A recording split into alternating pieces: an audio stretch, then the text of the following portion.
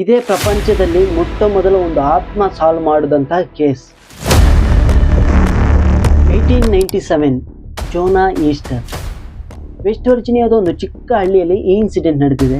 ಆ ಇನ್ಸಿಡೆಂಟ್ ಏನು ಅಂದರೆ, ಈ ಜೋನಾ ಈಸ್ಟರ್ ಯಾರಿದ್ದಾಳೆ, ಇವಳು ತನ್ನ ಮನೆಯಲ್ಲೇ ಒಂದು ಶವವಾಗಿ ಕಾಣಿಸಿರ್ತಾಳೆ.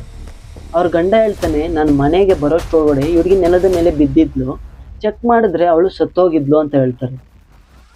ಡಾಕ್ಟರ್ಸು ಸಹ ಇವನು ಹೇಳಿರೋ ಮಾತನ್ನ ಕೇಳಿ ಇದು ನ್ಯಾಚುರಲ್ ಡೆತ್ ಅಂತ ಕನ್ಫರ್ಮ್ ಕೂಡ ಮಾಡಿರ್ತಾರೆ. ಬಟ್ ದಿನಗಳು ಕಳೀತಾ ಜೋನಾ ತನ್ನ ತಾಯಿಯ ಜೊತೆ ಡೈಲಿ ಕನ್ಸಲ್ಲಿ ಬಂದು ಮಾತಾಡ್ತಾ ಇದ್ದಂತೆ. ಏನು ಅಂದರೆ, ನಾನು ನಾರ್ಮಲಾಗಿ ಸತ್ತಿಲ್ಲ, ನನ್ನ ಗಂಡನೇ ನನ್ನ ಕುತ್ತಿಗೆನ ಇಸ್ಕು ಸಾಯಿಸ್ದ ಅಂತ ಹೇಳ್ತಾ ಇರ್ತಾನೆ. ಬಟ್ ಅವ್ರ ತಾಯಿ ಇದನ್ನೆಲ್ಲ ನಂಬದಿರ, ಇದನ್ನ ಊಹೆ ಮಾಡ್ಕೊತಾರೋದು, ಇದು ನನ್ನ ಭ್ರಮೆ ಅಂತ ಅನ್ಕೊತಾ ಇರ್ತಾಳೆ. ಬಟ್ ಡೈಲಿ ಈ ಥರ ಬಂದು ಮಾತಾಡಿಸ್ತಾ ಇರೋದ್ರಿಂದ ಅವ್ರ ತಾಯಿಗೂ ಒಂದು ಡೌಟ್ ಬಂದು ಪೊಲೀಸ್ ಸ್ಟೇಷನ್ಗೆ ಹೋಗಿ ಮತ್ತೆ ಈ ಕೇಸ್ನ ರೀಓಪನ್ ಮಾಡೋಕ್ಕೆ ಹೇಳ್ತಾಳೆ.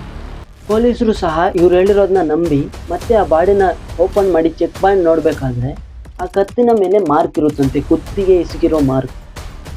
ಇದು ನಾರ್ಮಲ್ ಡೆತ್ ಅಲ್ಲ, ಇದು ಕೊಲೆನೆ ಅಂತ ಕನ್ಫರ್ಮ್ ಮಾಡಿ ಅವನಿಗೆ ಕೊಲೆಯ ಪ್ರಕರಣದಲ್ಲಿ ಕೇಸ್ ಕೂಡ ಕನ್ಫರ್ಮ್ ಆಗುತ್ತೆ, ಅವನಿಗೆ ಬೇಕಾದ ಶಿಕ್ಷೆನೂ ಕೊಟ್ಟಿರ್ತಾರೆ. ಪ್ರಪಂಚದಲ್ಲಿ ಮೊಟ್ಟ ಮೊದಲ ಒಂದು ಆತ್ಮ ಸಾಲ್ವ್ ಮಾಡಿದಂಥ ಕೇಸ್ ಆಗಿದೆ.